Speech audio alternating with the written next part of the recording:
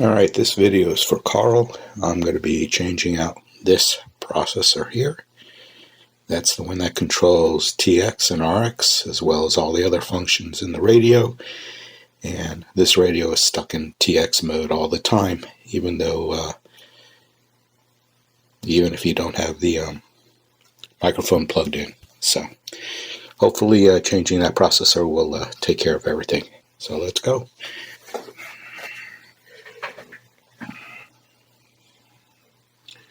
I'm applying a little flux on all the pins.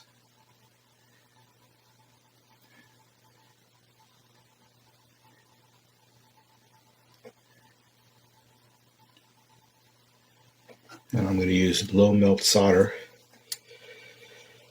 to mix with the high temperature solder that they use when they build these to begin with.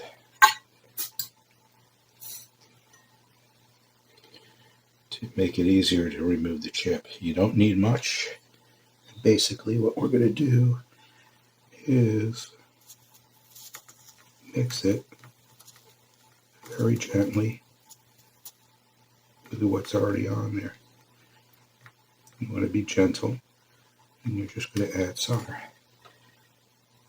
And then when we're ready to take it off, we'll use the hot air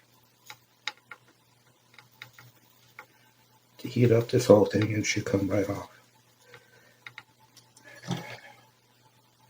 And again, you only need a little bit of this solder.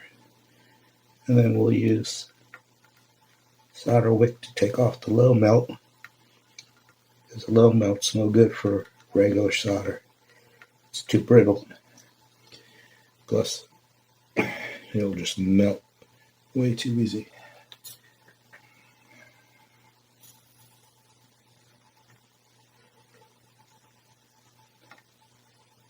You just have to be real gentle. These pads are very small. And again, all I'm trying to do is mix the low melt with the solder that's already on there. All right.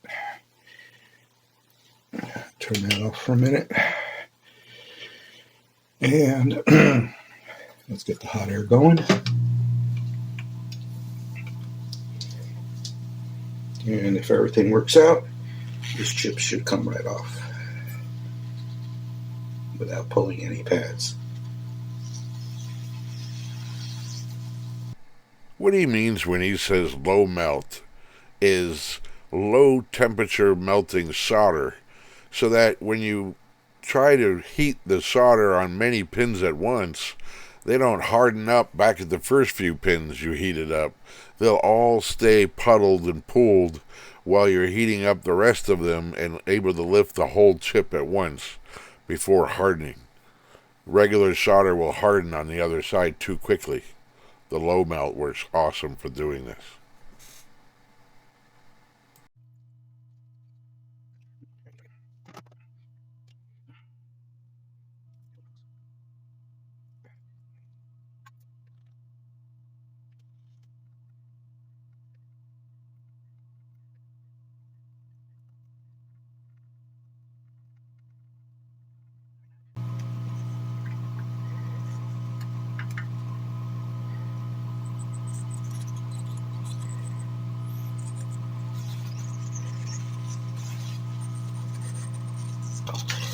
Well, come on, you. Off you go. All right, chip is off. All right. Now I got to wipe up all of that low melt solder.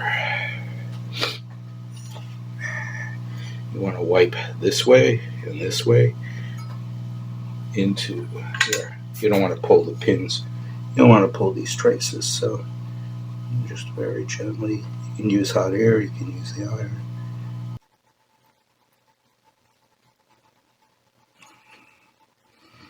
It looks good. We're going to clean off all that flux. Let that sit and rest for a minute. I want to make sure all of the low melt is off. As a matter of fact, I may just put a little bit of regular solder back on.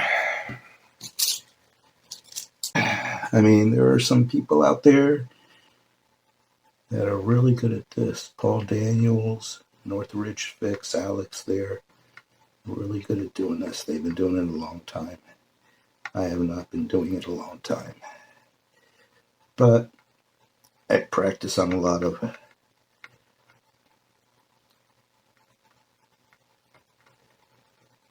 broken gear. That's where you can get your practice from. Okay, so we have tin lead solder, or leaded solder, and we're just going to pick that up to make sure this is all done nice and clean. You know, some people will put leaded solder in and then use hot air and just flow the whole thing on. I am not that comfortable with that yet. After all this work, what you don't want to do is you don't want to ruin the traces. That's a lot of work to fix. Now let me get some fresh wick. I think that's good.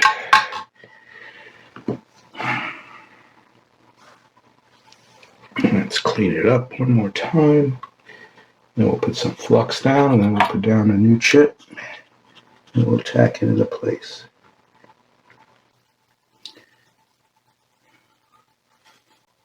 There's a couple little areas I'm still concerned about. Put a little more flux here. And here. The other two look good.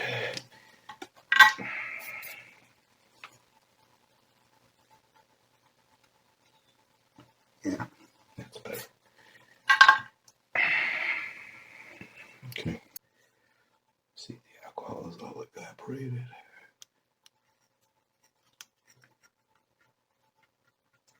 Clean up around here. All right, let's put the new chip on. Tack that into place. Okay. As I said, pin 1 is right here, and that's pin 1 of this chip. These do not count.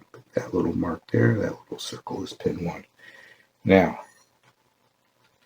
hold this in place. That's going to go there.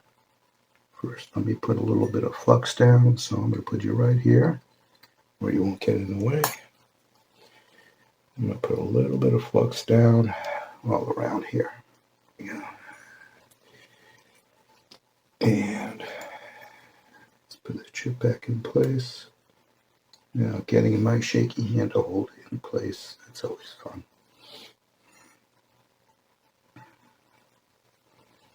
I'm going to try to line it up with a silk screen so it's even all the way around. Okay, I got it all lined up. It took me a little while, so. And I tapped in 4 sides, so now I'm just going to start one side. Then I'll do the next side. I'm just going to. All right, I got it soldered in place. Now I'm going to clean off the flux and then take a really close look. Make sure all the legs are soldered, make sure there's no bridges. I'll check each leg to make sure it's soldered to the board. Everything that I could do to make sure that at least this is done. And then we'll test it out and see if it stops going into TX mode when it's not supposed to. Looks like it's in okay. We'll see what happens. Keep our fingers crossed. If you're watching this video, it means it worked. If you're not watching this video, then it doesn't really matter because it didn't work. Haha. Okay, this is the Stryker 955 that I replaced the microprocessor chip in. And we're going to test it out now. As you can tell, it's no longer stuck in transmit mode. And I'm going to reach over and just talk into my other radio here so you can hear it receive. Audio 1 2 3 4 1 2 1 2 1 2 3 4. And we'll also show that it is transmitting. Let me turn my radio up here. 1 1 1 1 1 1 2 3 4. This is PEP. Audio about 70 watts PEP. And radio is working. Transmit and receive. That's it.